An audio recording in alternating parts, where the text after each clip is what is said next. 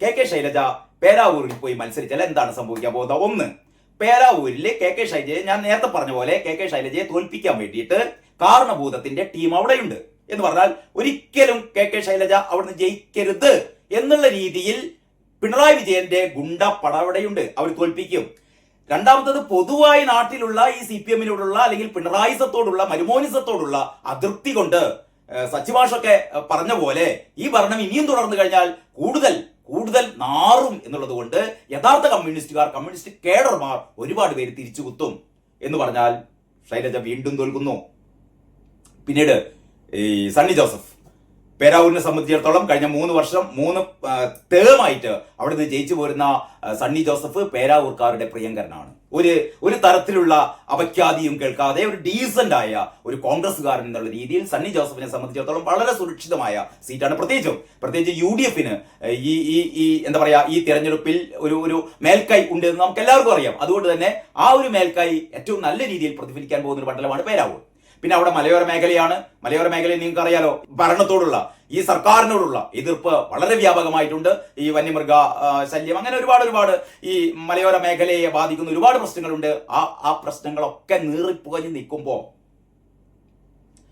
ഞാൻ വിചാരിക്കുന്ന ഒരു 10,000-ന് മേൽ വോട്ടുകൾക്ക് ശൈലജ പേരാവൂരിൽ പൊട്ടും. അതൊരു പക്ഷേ 20,000 ഒക്കെ ആവാം കേട്ടോ. കാരണം ഇതിന്റെ ഒരു ഡോസ് അത് നമുക്ക് ഒരു അടുത്ത സ്റ്റേജിൽ ഞാൻ പറയാം. ഇപ്പം നമുക്ക് ഇതിന്റെ ആദ്യഘട്ടത്തിൽ എന്റെ ഒരു കണക്കുകൂട്ടൽ അനുസരിച്ച് പേരാവൂരിൽ ശൈലജ തോൽക്കാൻ പോകുന്നത് ഏറ്റവും മിനിമം ഒരു 10,000 വോട്ടുകൾക്കെങ്കിലും ശൈലജ പേരാവൂരിൽ തോൽക്കും. ഇനി 24 ദിവസമാണ് നമുക്ക് മുമ്പിലുള്ളത്. ആരാണ് ജയിക്കാൻ പോകുന്നത്? നമുക്ക് ഓരോരോ മണ്ഡലങ്ങളായി പരിശോധിക്കാം. ഇന്ന് ആദ്യത്തെ ഒരു വിശകലനമാണ് പേരാവൂർ. എല്ലാവരും വളരെ കൗതുകത്തോടെ കാത്തിരിക്കുന്ന ഒരു തിരഞ്ഞെടുപ്പ് ഫലമായിരിക്കും പേരാവൂരിൽ സംഭവിക്കാൻ വേണ്ടി പോകുന്നത്.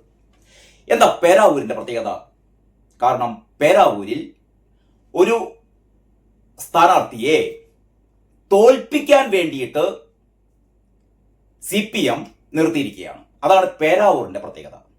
ഏറ്റവും പ്രധാനപ്പെട്ട ഒരു കാര്യം എന്താണെന്ന് വെച്ചാൽ ഈ വരുന്ന തിരഞ്ഞെടുപ്പിൽ സംഭവിക്കാൻ പോകുന്ന കാര്യം CPM സ്ഥാനാർത്ഥികളെ തിരഞ്ഞു പിടിച്ച് തോൽപ്പിക്കുന്നത് UDF-കാരോ അതായത് കോൺഗ്രസ്സുകാരോ ലീഗുകാരോ BJP-കാരോ ഒന്നും ആയിരിക്കില്ല.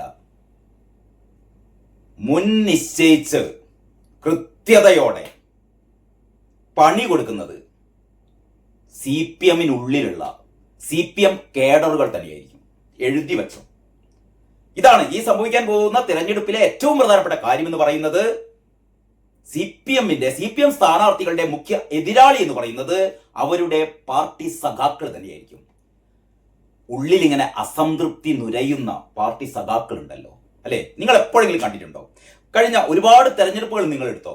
ഒരു തിരഞ്ഞെടുപ്പ് ഇങ്ങനെ പടിവാതിൽക്കൽ എത്തി നിൽക്കുമ്പോൾ ഏറ്റവും പ്രധാനപ്പെട്ട നേതാക്കന്മാര് കൂട്ടത്തോടെ കൊഴിഞ്ഞു പോകുന്നത് നിങ്ങൾ ഏതെങ്കിലും മുന്നേ തെരഞ്ഞെടുപ്പുകൾ കണ്ടിട്ടുണ്ടോ?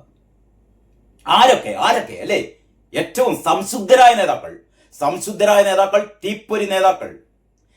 നമുക്ക് തുടങ്ങാം. നമുക്ക് ഈ നേതാക്കളുടെ ജസ്റ്റ് ഒന്ന് ഞാൻ പറഞ്ഞു പോകാം. ഒന്ന് PV അൻവർ. CPM-ന്റെ നേതാവ് എന്നുള്ള രീതിയിലല്ല ഞാൻ പറയുന്നത്. എന്തായാലും CPM-ന്റെ ബാനറിലായിരുന്നല്ലോ നിലമ്പൂരിൽ PV അൻവർ ജയിച്ചിരുന്നത്. ആ PV അൻവർ യഥാർത്ഥത്തിൽ പിണറായി വിജയന്റെ ഒരു വലങ്കൈ എന്നുള്ള രീതിയിൽ തന്നെ പാർട്ടിക്കുള്ളിൽ പ്രവർത്തിച്ചു പോകുന്ന ആളാണ് PV അൻവർ. ആ PV അൻവർ പാർട്ടിയോട് വിട പറയുന്നു. PV അൻവർ പാർട്ടിയോട് വിട പറയാനുള്ള കാരണം എന്താ? കാരണം PV അൻവർ വളരെ വ്യക്തമായി പറഞ്ഞിരുന്നു, ഞാൻ പാർട്ടി വിടുന്നത് ഇവിടെ പിണറായിസം മരുമോനിസം ഇത് രണ്ടും അവസാനിപ്പിക്കാൻ വേണ്ടിയിട്ടാണ്. കാരണം CPM-നുള്ളിലെ അപജയങ്ങൾ, CPM-നുള്ളിലെ ക്രിമിനലൈസേഷൻ വളരെ കൃത്യമായി PV അൻവർ ചൂണ്ടിക്കാണിച്ചതാണ്. PV അൻവർ പറഞ്ഞത് ഒരുപക്ഷെ കഴിഞ്ഞ ഒരുപാട് കാലത്തിനിടക്ക് ഏറ്റവും സത്യസന്ധതയോടെ കൃത്യമായി തുറന്നു പറഞ്ഞത് CPM-നുള്ളിലുള്ള നെറികേടുകളെ പറ്റി ആദ്യമായി ഞാൻ പറഞ്ഞാൽ ഈ ഒരു ഇലക്ഷന് മുന്നോടിയായിട്ട് ആദ്യമായി തുറന്നു പറഞ്ഞത് PV അൻവർ ആണ്. തുറന്നു പറഞ്ഞുകൊണ്ടാണ് PV അൻവർ CPM-നുള്ളിൽ നിന്ന് പുറത്തു വരുന്നത്, അല്ലെങ്കിൽ LDF-ൽ നിന്ന് പുറത്തേക്ക് വരുന്നത്. പിന്നെ ഏറ്റവും അവസാനം നമുക്കറിയാലോ അതായത് ഇന്ന് ജീവിച്ചിരിപ്പുള്ള കമ്മ്യൂണിസ്റ്റ് നേതാക്കളിൽ നമുക്കിങ്ങനെ ഹൃദയത്തിൽ തൊട്ട് ഇതാണ് ഞങ്ങളുടെ സഖാവ്, ഇതാണ് ഒരു യഥാർത്ഥ സഖാവ് എന്ന് പറയാൻ അവശേഷിച്ചിട്ടുള്ള ഏകാൾ ജി സുധാകരൻ. അഴിമതിയുടെ കറപുരളാത്ത സംശുദ്ധനായ നേതാവ് ജി സുധാകരൻ അല്ലേ. ജി സുധാകരൻ പാർട്ടിയോട് വിട പറഞ്ഞിരിക്കുന്നു. ഐഷ പോറ്റി അല്ലേ, S Rajendran, P V Kunhikrishnan പയ്യന്നൂരില്. ഇനി മാത്രമല്ല, നേതാക്കന്മാർ എന്ന് പറയാതെ ഏറ്റവും പാർട്ടിയുടെ ഒരു മുഖമായി നമ്മൾ കണക്കാക്കിയിരുന്ന ടി വി ചർച്ചകളിലൊക്കെ വളരെ കൃത്യമായി പാർട്ടി നിലപാടുകൾ, പാർട്ടിയുടെ എന്ത് നെറികേടുണ്ടെങ്കിലും അതിനെയൊക്കെ ന്യായീകരിച്ചിരുന്ന ഹസ്കറിനെ പോലെ, റിജി ലൂക്കോസിനെ പോലെ എന്ന് പറഞ്ഞാൽ കഴിഞ്ഞ ഈ ഒരു 4-5 മാസത്തിനുള്ളിൽ CPM-നോട് ഗുഡ് ബൈ പറഞ്ഞു വന്ന നേതാക്കന്മാർ എന്ന് പറയുന്നത് ഇത്ര മുൻ തെരഞ്ഞെടുപ്പുകൾ ഒന്നും ഉണ്ടായിട്ടില്ല. അപ്പൊ ഞാൻ പറഞ്ഞുകൊണ്ട് വരുന്നത് എന്താന്ന് വെച്ചാൽ, ജനറലായിട്ട് നോക്കുമ്പോൾ CPM-നെ സംബന്ധിച്ചിടത്തോളം ഈ വരുന്ന തിരഞ്ഞെടുപ്പ് അവർക്ക് ഒരു പ്രതീക്ഷയുമില്ലാത്തതാണ്. കാരണം ഈ പുറത്തു വന്ന നേതാക്കളുണ്ടല്ലോ, പുറത്തു വന്ന നേതാക്കളൊക്കെ പുറത്തു വന്നത് അസംതൃപ്തി കൊണ്ടാണ്. ഇടതുപക്ഷം എന്നുള്ള ഒരു സംഭവം ഇപ്പൊ CPM ഇടതുപക്ഷമല്ല. ഇപ്പൊ യഥാർത്ഥത്തിലുള്ള ഇടതുപക്ഷം എന്ന് പറഞ്ഞാൽ കോൺഗ്രസ് ആണ്, അല്ലെങ്കിൽ BJP ആണ്. BJPയും കോൺഗ്രസും ഒക്കെയാണ് ഇടതുപക്ഷം മുന്നോട്ട് വെക്കുന്ന ആ ധാർമ്മികമായ പാതകളിലേക്ക് സഞ്ചരിക്കുന്ന പാർട്ടികളാണ് ഇവരൊക്കെ. നേരെ മറിച്ച് ഇടതുപക്ഷമാകട്ടെ, CPM ആവട്ടെ, യഥാർത്ഥ ഇടതുപക്ഷം എന്ന് പറയുന്ന ആ മൂല്യങ്ങളിൽ നിന്ന് അകന്നു പോയിക്കൊണ്ടിരിക്കുകയാണ്. ഇതിൽ ഏറ്റവും കൂടുതൽ അസംതൃപ്തരായിരിക്കുന്നത് യഥാർത്ഥത്തിലുള്ള കമ്മ്യൂണിസ്റ്റുകാരാണ്, കമ്മ്യൂണിസ്റ്റ് സഖാക്കളാണ്. അതുകൊണ്ടാണ് ഞാൻ നേരത്തെ പറഞ്ഞത്, ഈ വരുന്ന തെരഞ്ഞെടുപ്പിൽ CPM-നെതിരായി വോട്ട് ചെയ്യാൻ പോകുന്നത് നല്ല കമ്മ്യൂണിസ്റ്റുകാരാണ്. സച്ചിദാനന്ദൻ പറഞ്ഞ പോലെ ഇനിയൊരു ഭരണം വേണ്ടെന്നേ. എന്തിന് ഇങ്ങനെ കൊള്ളയടിക്കാൻ? CPM-ന്റെ ഈ എന്താ പറയാ പ്രചാരണ പരിപാടികളൊക്കെ കണ്ടവർക്ക് ഇങ്ങനത്തെ ഒരു തേനും പാലും ഒഴുകുന്ന ഭരണം മുമ്പ് കണ്ടിട്ടില്ല എന്ന് അല്ലെ. ഈ പ്രചാരണങ്ങളൊക്കെ കണ്ടാൽ അതിനേക്കാളൊക്കെ അപ്പുറത്ത് ജനങ്ങളുടെ മനസ്സിൽ ഇപ്പോഴും പതിഞ്ഞു കിടക്കുന്ന ഒരുപാട് അഴിമതി കഥകളുണ്ട് കേട്ടോ അല്ലെ. കരുവന്നൂരിൽ നിന്ന് തുടങ്ങാം നമുക്ക്. കരുവന്നൂരിലെ കോടികളുടെ അഴിമതി അല്ലെ, അത് കഴിഞ്ഞിട്ട് ശബരിമല. ഇത് രണ്ടും തന്നെ പോരെ. ശബരിമല മാത്രം മതി ഈ വരുന്ന തെരഞ്ഞെടുപ്പിൽ CPM തോൽക്കാൻ. ഞാൻ അതിന്റെ കൂടുതൽ വിശദാംശങ്ങളിലേക്ക് ഒന്നും കടക്കുന്നില്ല. ഞാൻ പേരാവൂർ എന്ന് പറയുന്ന മണ്ഡലത്തിൽ KK ശൈലജ മത്സരിക്കാൻ പോകുന്നത് ജയിക്കാനല്ല, നമുക്ക് എല്ലാവർക്കും അറിയാം. കാരണം കാരണഭൂതത്തെ സംബന്ധിച്ചിടത്തോളം ശൈലജയെ വെട്ടിനിരത്തുക എന്നുള്ളത് കാരണഭൂതത്തിന്റെ ഏറ്റവും പ്രധാനപ്പെട്ട ഒരു ലക്ഷ്യമാണ്. കാരണം എന്ന് പറഞ്ഞാൽ കാരണഭൂതം വിചാരിക്കുന്നത് അടുത്ത തവണ താൻ ജയിക്കുമെന്നാണ്. ഓരോരുത്തർക്കും അങ്ങനെ വിചാരിക്കാൻ എന്താ പറയാ സ്വാതന്ത്ര്യമുണ്ടല്ലോ. അപ്പൊ കാരണഭൂതം കരുതുന്നു, അല്ലെങ്കിൽ കാരണഭൂതം വിചാരിക്കുന്നു അടുത്ത തിരഞ്ഞെടുപ്പിൽ ഈ വരുന്ന, അതായത് 9-ാം തീയതി നടക്കാൻ പോകുന്ന ഈ വോട്ടെടുപ്പിൽ താൻ വീണ്ടും അധികാരത്തിലെത്തുമെന്നാണ് കാരണഭൂതം കരുതുന്നത്. അപ്പോൾ തനിക്ക് കൈമാറാം, തന്റെ അധികാരം മരുമോനിലേക്ക് കൈമാറാം. മരുമോന്റെ വിശേഷങ്ങൾ ഞാൻ പറയുന്നുണ്ട്. ബേപ്പൂരിനെ കുറിച്ച് ഞാൻ നേരത്തെ പറഞ്ഞതാണ്. വീണ്ടും ഒരിക്കൽ കൂടി വളരെ കൃത്യമായി പറയാം. നേരത്തെ ഞാൻ പറഞ്ഞത് ഒരു 20,000-25,000 വോട്ടിന് മരുമോൻ തോൽക്കാൻ പോകുന്നു എന്നുള്ളതാണ്. അതൊന്നുമല്ല, അതിനേക്കാൾ അങ്ങേപ്പുറത്തായിരിക്കും. ഏറ്റവും ദയനീയമായ പരാജയമായിരിക്കും കേരളത്തിൽ മരുമോന് സംഭവിക്കാൻ പോകുന്നത്. അതിനെക്കുറിച്ച് ഞാൻ മറ്റൊരു വീഡിയോയിൽ പറയാം. ഇപ്പം പേരാവൂരിന്റെ കാര്യമാണ്. അപ്പൊ പേരാവൂരിൽ KK ശൈലജ മത്സരിക്കുമ്പോൾ മട്ടന്നൂരിൽ നിന്ന് അവരെ മാറ്റുമ്പോൾ, മട്ടന്നൂരാണ് കഴിഞ്ഞ തവണ ഏറ്റവും വലിയ ഭൂരിപക്ഷം 66,000-ഓളം വോട്ടുകൾക്കാണ് ശൈലജ മട്ടന്നൂരിൽ നിന്ന് ജയിച്ചിരുന്നത്. ആ മട്ടന്നൂരിൽ നിന്ന് ശൈലജയെ മാറ്റിയിട്ട് പേരാവൂരിൽ മത്സരിക്കാൻ വേണ്ടി കൊടുക്കുന്നു. അപ്പൊ ഇവര് പറഞ്ഞത് എന്താന്ന് വെച്ചാൽ, മട്ടന്നൂരിൽ പിന്നെ ആര് നിന്നാലും ജയിക്കും, അതുകൊണ്ടാണ് ഒരു ഡിഫിക്കാരനെ പിടിച്ച് ഇട്ടത്, സനോജ് അല്ലെ, വി കെ സനോജ് ആണ് ഇവിടെ മത്സരിക്കുന്നത്. അവിടെ ആരെങ്കിലും ഒരാൾ നിന്നാൽ ജയിക്കുമെന്നാണ് അവർ പറയുന്നത്. മട്ടന്നൂരിന്റെ കാര്യം നമുക്ക് പിന്നെ എടുക്കാം. അപ്പൊ പേരാവൂരിൽ മത്സരിച്ച് എന്ന് പറഞ്ഞാൽ KK ശൈലജയെ പോലുള്ള ഒരു സഖാവ്, KK ശൈലജയെ സഖാവ് എന്നൊന്നും വിളിക്കാൻ പറ്റില്ല കേട്ടോ. സഖാവ് എന്ന് പറയുന്ന പരിപാവനമായ ആ പദം KK ശൈലജ എന്ന് പറയുന്ന ഏറ്റവും വലിയ നെറികേടുള്ള അല്ലെ, നമുക്ക് വടകരയിൽ നമ്മൾ കണ്ടതാണ്. വടകരയിൽ കാഫിർ സ്ക്രീൻഷോട്ടിന്റെ ഒക്കെ കഥകൾ പറയാൻ തുടങ്ങിയാൽ KK ശൈലജയെ നമ്മൾ ഒരിക്കലും പിന്നെ സഖാവ് എന്ന് വിളിക്കില്ല. സഖാവ് എന്നുള്ള പേരിന് അപമാനമാണ് ഈ പറയുന്ന KK ശൈലജ.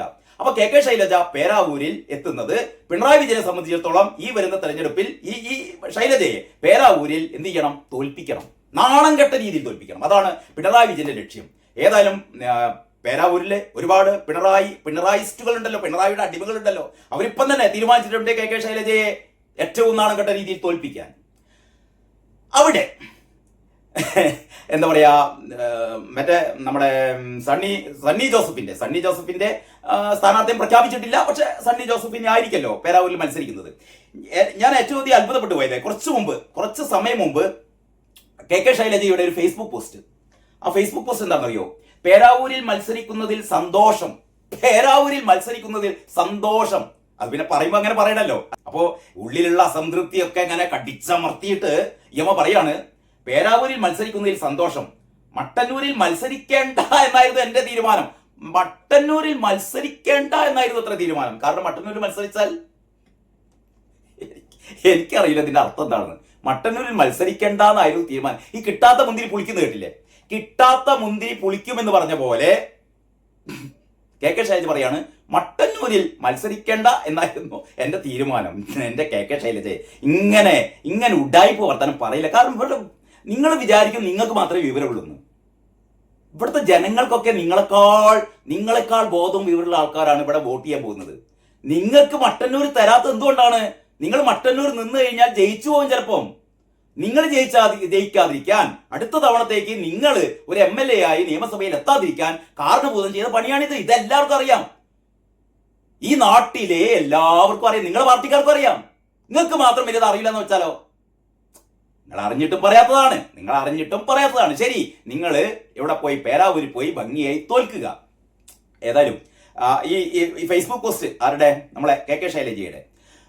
അതെങ്ങനെയാണ്? ഏഷ്യാനെറ്റ് റിപ്പോർട്ട് ചെയ്തത് ഇങ്ങനെയാണ്: നിയമസഭാ തെരഞ്ഞെടുപ്പിൽ പേരാവൂരിൽ മത്സരിക്കണമെന്ന് പാർട്ടി പറഞ്ഞെന്നും അതിൽ സന്തോഷം മാത്രമേ ഉള്ളൂ എന്നും കെ ശൈലജ MLA. പേരാവൂരിൽ മത്സരിക്കാൻ അതൃപ്തിയില്ലെന്നും മട്ടന്നൂരിൽ മത്സരിക്കേണ്ടതില്ലെന്നാണ് താനും തീരുമാനിച്ചിരുന്നത് എന്നും ശൈലജ പറഞ്ഞു. പിണറായി വിജയൻ തന്നെ വീണ്ടും മുഖ്യമന്ത്രിയാകുന്നു. കെ ശൈലജ മനസ്സിലാക്കേണ്ടത് പിണറായി വിജയൻ അല്ലടോ മുഖ്യമന്ത്രി ആവാൻ പോകുന്നത്. മുഖ്യമന്ത്രി ആവണമെങ്കിൽ CPM ജയിക്കണ്ടേ? LDF ജയിക്കണ്ടേ? ഇതെന്താത്? മുഖ്യമന്ത്രി പിണറായി വിജയന്റെ മുഖ്യമന്ത്രി. നമുക്ക് പിണറായി വിജയനെ വാഴ്ത്തിയിട്ട് മതിയാവുന്നില്ല. നേരത്തെ നിങ്ങൾ കണ്ടല്ലേ, നമ്മളൊക്കെ കേട്ടതല്ലേ യമ്മ പ്രസംഗിക്കുന്നത്. അതായത് ഒരു സർവേ നടത്താൻ വന്ന ഒരു ഉദ്യോഗസ്ഥ ഒരു വീട്ടിൽ കയറി ചെല്ലുന്നു. വീട്ടിൽ 3 പെണ്ണുങ്ങൾ മാത്രമേ ഉള്ളൂ, 3 സ്ത്രീകൾ മാത്രമേ ഉള്ളൂ. അപ്പൊ ചോദിക്കുന്നു, 3 സ്ത്രീകൾ മാത്രമേ ഉള്ളൂ, നിങ്ങൾ എങ്ങനെയാ ഇവിടെ ജീവിക്കുന്നു ചോദിക്കുമ്പോൾ അതിലൊരു സ്ത്രീ പറയുന്നു, ഞങ്ങൾക്ക് ആരെ പേടിക്കാനാണ്? ഞങ്ങൾക്ക് പിറക്കാതെ പോയൊരു മോനുണ്ടല്ലോ, ആ മോൻ ഞങ്ങളെ രക്ഷിക്കല്ലോ എന്ന് ചോദിക്കുമ്പോൾ ആ സർവേക്ക് പോയ സ്ത്രീ ചോദിക്കുന്നത്രേ, അതാരാണപ്പാ നിങ്ങൾക്ക് പിറക്കാതെ പോയ മോൻ? അപ്പൊ ശൈലജ ടീച്ചർ പറയാണ്, ആ സർവേക്ക് പോയ ആ ഉദ്യോഗസ്ഥക്ക് മനസ്സിലായില്ല, പക്ഷെ എനിക്ക് മനസ്സിലായി പിറക്കാതെ പോയ മോനാരാണ്? പിണറായി സഖാവ്. അപ്പോൾ ഈ നാട്ടിലെ എല്ലാ സ്ത്രീകളുടെയും പിറക്കാതെ പോയ മകനാണത്രേ പിണറായി വിജയൻ എന്ന് പറഞ്ഞ മുതലാണ് കെ ശൈലജ അല്ലേ? പിന്നെന്താ പറയേണ്ടത്? അപ്പൊ പിണറായി വിജയൻ അങ്ങേറ്റത്തെ മണിയടിച്ച് അവസാനം പിണറായി വിജയൻ കണക്കിൽ കൊടുത്തു, പോയി തോൽക്ക്, എവിടെ പോയി? പേരാവൂർ പോയി തോൽക്ക് എന്ന് പറഞ്ഞ് വിടുകയാണ് ചെയ്തത്. അപ്പോ ഇന്ന് ഞാൻ നിങ്ങളോട് സംസാരിക്കുന്ന ഈ പേരാവൂർ ഏറ്റവും കൗതുകകരമായ മണ്ഡലം എന്നുള്ള രീതിയിലാണ് പേരാവൂരിനെ കുറിച്ച് ഞാൻ സംസാരിക്കുന്നത്. പേരാവൂരിലെ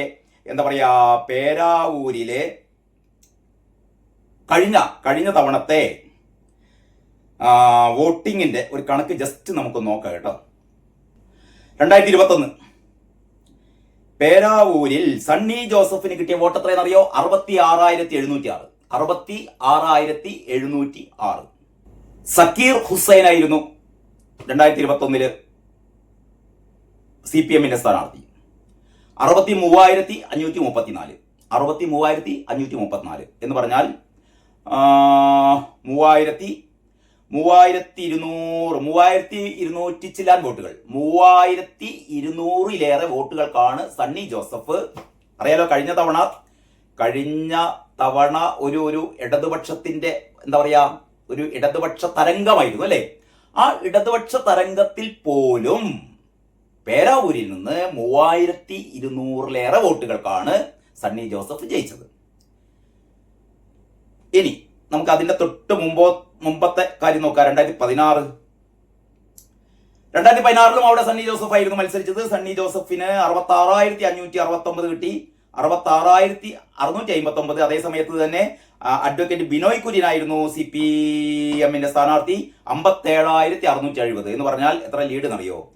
65, 57, 8,000 വോട്ടുകൾക്കായിരുന്നു അതിന് മുമ്പത്തെ തവണ സണ്ണി ജോസഫ് പേരാവൂരിൽ നിന്ന് ജയിച്ചത്. ശരി, 2011 നോക്കാം. 2011 സണ്ണി ജോസഫിന് 56,151. അന്ന് എതിർ സ്ഥാനാർത്ഥിയായിരുന്നു കെ ശൈലജ. എന്ന് പറഞ്ഞാൽ 2011 പേരാവൂരിൽ ശൈലജ മത്സരിച്ചിരുന്നു. തോറ്റ് തുന്നമ്പാടി. ആരോട്? ഈ സണ്ണി ജോസഫിനോട്. സണ്ണി ജോസഫിന്റെ ആദ്യത്തെ മത്സരമായിരുന്നേ പേരാവൂരിൽ. അപ്പോഴാണ് 52,711 പറഞ്ഞ 3,440 വോട്ടുകൾക്ക് അന്ന് ശൈലജ തോറ്റതാണ്. പക്ഷെ 2006 കെ ശൈലജ പേരാവൂരിൽ നിന്ന് ജയിക്കുന്നുണ്ട്. അന്ന് കോൺഗ്രസ് സ്ഥാനാർത്ഥി പ്രൊഫസർ AD മുസ്തഫി ആയിരുന്നു. മുസ്തഫക്ക് 62,966 ശൈലജയ്ക്ക് 72,065 9,000 വോട്ടിന്റെ ഭൂരിപക്ഷത്തിനാണ് അന്ന് ശൈലജ ജയിക്കുന്നത്. അപ്പം 2006 അപ്പൊ 2006 ശൈലജ ജയിക്കുന്നു. 2011 ശൈലജ തോൽക്കുന്നു. 2016 2021 3 തവണ തുടർച്ചയായി അവിടെ ജയിക്കുന്നതാണ് സണ്ണി ജോസഫാണ്. അങ്ങനെയുള്ള സ്ഥലത്തേക്കാണ് കെ ശൈലജ പോകുന്നത്. ഇനി ശൈലജയുടെ മറ്റൊരു ചരിത്രം കൂടി കാണണേ. ശൈലജ ഇവിടെ മത്സരിച്ചല്ലോ പാർലമെന്റിലേക്ക്. വടകരയിൽ ടീച്ചറമ്മ അങ്ങനെ ജയിക്കാൻ പോകുന്നു ഒക്കെ പറഞ്ഞാണ്ട് പാട്ടും കൂത്തും ഒക്കെ പറഞ്ഞ് അവസാനം ടീച്ചറമ്മക്ക് ഒരു രക്ഷയില്ലാതായപ്പോഴാണ് മറ്റേ സ്ക്രീൻഷോട്ട് ആകെ ഒരു സിമ്പതി പിടിച്ചു പറ്റാൻ വേണ്ടിയിട്ട് എന്നെ മോർഫ് ചെയ്ത് എൻ്റെ അശ്ലീല വീഡിയോ ഇറക്കി, എൻ്റെ അശ്ലീല ഫോട്ടോ ഇറക്കി എന്നൊക്കെ പറഞ്ഞ് അവസാനം അതൊക്കെ കള്ളത്തരാണെന്ന് മനസ്സിലായി. അവസാനമാണ് സ്ക്രീൻഷോട്ട് കാഫിർ സ്ക്രീൻഷോട്ട് വർഗീയ ധ്രുവീകരണം ചെലുത്താൻ വേണ്ടിയിട്ട്, വർഗീയത, അതായത് ഷാഫി വർഗീയവാദിയാണ് എന്ന് വരുത്തി തീർക്കാൻ വേണ്ടിയിട്ട് ഇവർ തന്നെ ഉണ്ടാക്കിയ സ്ക്രീൻഷോട്ട്. ഇതോടുകൂടിയാണ് ആകെ നാറിപ്പോയത് ശൈലജ. അവസാനം വോട്ടെണ്ണി ഇപ്പോൾ 1,14,000 ചില്ലാൻ വോട്ടുകൾക്ക് 1,14,000+ വോട്ടുകൾക്കാണ് ശൈലജ പൊട്ടിപ്പോയത്. ആരോട്? ഷാഫിയോട്. വടകര മണ്ഡലത്തിൽ ഏറ്റവും നാണം കെട്ട തോൽവി. വടകര മണ്ഡലത്തിൽ അതിനു മുമ്പേ P ജയരാജനായിരുന്നു, കെ മുരളീധരനായിരുന്നു അവിടെ ജയിച്ചത്. ഇപ്പം 2019 മുരളീധരൻ അന്ന് തോൽപ്പിച്ചത് P ജയരാജനെയാണ്. P ജയരാജൻ എനിക്ക് തോന്നുന്നു ഏതാണ്ട് 80,000 വോട്ടുകൾക്കാണ് P ജയരാജൻ തോൽക്കുന്നത്. ആ P ജയരാജൻ 80,000 വോട്ടുകൾക്ക് തോറ്റ സ്ഥലത്താണ് കെ ശൈലജ 1,14,000 ചില വോട്ടുകൾക്ക് തോൽക്കുന്നത്. അപ്പോൾ ശൈലജ എന്ന് പറഞ്ഞാൽ അത്രയേ ഉള്ളൂ എന്ന് മനസ്സിലാക്കാൻ ഞാൻ പറഞ്ഞത്. അതായത് P ജയരാജൻ മുരളീധരനോട് 84,000 വോട്ടുകൾക്ക് പരാജയപ്പെട്ടപ്പോൾ കെ ശൈലജ ഷാഫി പറമ്പിലിനോട് തോൽക്കുന്നത് 1,14,000+ വോട്ടുകൾക്കാണ്. അപ്പൊ കെ ശൈലജ ഈ മട്ടന്നൂരിൽ നിന്ന് 66,000 വോട്ടുകൾക്ക് കഴിഞ്ഞ തവണ ജയിച്ചു എന്നുള്ളത് വലിയ കാര്യമായിട്ട് കൊണ്ട് നടക്കേണ്ട കാര്യമില്ല. കാരണം കഴിഞ്ഞ തവണ ഇതേപോലെ പല സ്ഥാനാർത്ഥികളും ഇതേപോലെ ജയിച്ചു പോയിട്ടുണ്ട്. കാരണം കഴിഞ്ഞ തവണ ഒരു പ്രത്യേക സാഹചര്യമായിരുന്നു. അറിയാലോ, കോവിഡും പ്രളയവും കുറെ PR വർക്കുകളും എന്തോ ഭയങ്കര സംഭവമാണ് എന്നുള്ള രീതിയിൽ ഇവരുടെ ഒരു PR പരിപാടിയൊക്കെ നടത്തി. ഇവിടുന്ന് അമേരിക്കയിൽ നിന്ന് ആൾക്കാർ ഇങ്ങനെ ശൈലജയെ വിളിക്കുന്നു, ഒന്ന് അങ്ങോട്ടേക്ക് വരുമോ, ഞങ്ങളുടെ അമേരിക്കയിലെ പ്രസിഡന്റ് ആവുമോ എന്നൊക്കെ ചോദിച്ചത്രേ. അമേരിക്കയിലെ രോഗികൾ മുഴുവൻ ഇങ്ങോട്ട് വരാൻ പോകുന്നു എന്ന് പറഞ്ഞു. അതൊക്കെ കഴിഞ്ഞപ്പോഴാണ് നമുക്ക് മനസ്സിലായത് എമ്മയുടെ ഈ കണക്കുകൾ മുഴുവൻ തെറ്റിച്ചു കൊടുത്തു. കോവിഡിന്റെ കാര്യത്തിൽ ഏറ്റവും കഴിവുകെട്ട ആരോഗ്യമന്ത്രിയായിരുന്നു കെ ശൈലജ എന്നുള്ളതാണ് അവർ PR വർക്ക് കൊണ്ട് മറികടന്നത്. ഇതൊക്കെ അവസാനം പൊട്ടി പാളീസായി. മാത്രമല്ല വലിയ അഴിമതി ആരോപണങ്ങൾ CAG റിപ്പോർട്ടിൽ പറയുന്നു. കോടികളുടെ അഴിമതിയാണത്രേ കോവിഡ് കാലത്ത് PPE കിറ്റ് വാങ്ങുന്നതിൽ, മാസ്ക് വാങ്ങുന്നതിൽ ഒക്കെ സംഭവിച്ചത്. വൻ അഴിമതി. അവസാനം അതൊന്നും CAG റിപ്പോർട്ടിൽ വന്നതാണ്. അതിനെക്കുറിച്ച് ആരും പിന്നീട് അന്വേഷണം നടത്തിയില്ല. EM പറഞ്ഞു അതൊക്കെ കാരണഭൂതം അറിഞ്ഞുകൊണ്ട് ചെയ്ത കാര്യമാണെന്നാണ് പറഞ്ഞത്. അന്ന് വേറെ കിട്ടാൻ വേറെ വകുപ്പില്ലായിരുന്നു എന്നൊക്കെ പറഞ്ഞിട്ട് ഈ കോവിഡിന്റെ മറവിൽ എല്ലാത്തിനും കാരണം കോവിഡ് ആണെന്ന് പറഞ്ഞുകൊണ്ട് അവിടെ ഏറ്റവും വലിയ അഴിമതി. അപ്പൊ കെ ശൈലജ ഇതൊക്കെയാണ് ഇപ്പൊ ഇതിന്റെ ഒരു ഇപ്പൊ നിങ്ങൾക്ക് ഏതാണ്ട് കാര്യം മനസ്സിലായല്ലോ. ഈ സാഹചര്യത്തിൽ കെ ശൈലജ പേരാവൂരിൽ പോയി മത്സരിച്ചാൽ എന്താണ് സംഭവിക്കാൻ പോകുന്നത്? ഒന്ന്, പേരാവൂരിലെ കെ ശൈലജയെ ഞാൻ നേരത്തെ പറഞ്ഞ പോലെ കെ ശൈലജയെ തോൽപ്പിക്കാൻ വേണ്ടിയിട്ട് കാരണഭൂതത്തിന്റെ ടീം അവിടെയുണ്ട്. എന്ന് പറഞ്ഞാൽ ഒരിക്കലും കെ ശൈലജ അവിടുന്ന് ജയിക്കരുത് എന്നുള്ള രീതിയിൽ പിണറായി വിജയന്റെ ഗുണ്ട പടവടെയുണ്ട്. അവർ തോൽപ്പിക്കും. രണ്ടാമത്തത്, പൊതുവായി നാട്ടിലുള്ള ഈ CPM-നോടുള്ള അല്ലെങ്കിൽ പിണറായിസത്തോടുള്ള മരുമോനിസത്തോടുള്ള അതൃപ്തി കൊണ്ട് സച്ചിവാഷൊക്കെ പറഞ്ഞ പോലെ ഈ ഭരണം ഇനിയും തുടർന്നു കഴിഞ്ഞാൽ കൂടുതൽ നാറും എന്നുള്ളത് കൊണ്ട് യഥാർത്ഥ കമ്മ്യൂണിസ്റ്റ് കേഡർമാർ ഒരുപാട് പേര് തിരിച്ചു കുത്തും എന്ന് പറഞ്ഞാൽ ശൈലജ വീണ്ടും തോൽക്കുന്നു. പിന്നീട് ഈ സണ്ണി ജോസഫ് പേരാവൂരിനെ സംബന്ധിച്ചിടത്തോളം കഴിഞ്ഞ 3 വർഷം 3 ടേമായിട്ട് അവിടെ നിന്ന് ജയിച്ചു പോരുന്ന സണ്ണി ജോസഫ് പേരാവൂർക്കാരുടെ പ്രിയങ്കരനാണ്. ഒരു തരത്തിലുള്ള അപഖ്യാതിയും കേൾക്കാതെ ഒരു ഡീസന്റ് ആയ ഒരു കോൺഗ്രസ്സുകാരൻ എന്നുള്ള രീതിയിൽ സണ്ണി ജോസഫിനെ സംബന്ധിച്ചിടത്തോളം വളരെ സുരക്ഷിതമായ സീറ്റാണ്. പ്രത്യേകിച്ച് UDFന് ഈ എന്താ പറയാ ഈ തെരഞ്ഞെടുപ്പിൽ ഒരു മേൽക്കൈ ഉണ്ട് എന്ന് നമുക്ക് എല്ലാവർക്കും അറിയാം. അതുകൊണ്ട് തന്നെ ആ ഒരു മേൽക്കൈ ഏറ്റവും നല്ല രീതിയിൽ പ്രതിഫലിക്കാൻ പോകുന്ന ഒരു മണ്ഡലമാണ് പേരാവൂർ. പിന്നെ അവിടെ മലയോര മേഖലയാണ്. മലയോര മേഖലയിൽ നിങ്ങൾക്ക് അറിയാലോ, ഈ എന്താ പറയാ ഭരണത്തോടുള്ള ഈ സർക്കാരിനോടുള്ള എതിർപ്പ് വളരെ വ്യാപകമായിട്ടുണ്ട്. ഈ വന്യമൃഗ ശല്യം, അങ്ങനെ ഒരുപാട് ഈ മലയോര മേഖലയെ ബാധിക്കുന്ന ഒരുപാട് പ്രശ്നങ്ങളുണ്ട്. ആ പ്രശ്നങ്ങളൊക്കെ നീറിപ്പുകഞ്ഞ് നിൽക്കുമ്പോൾ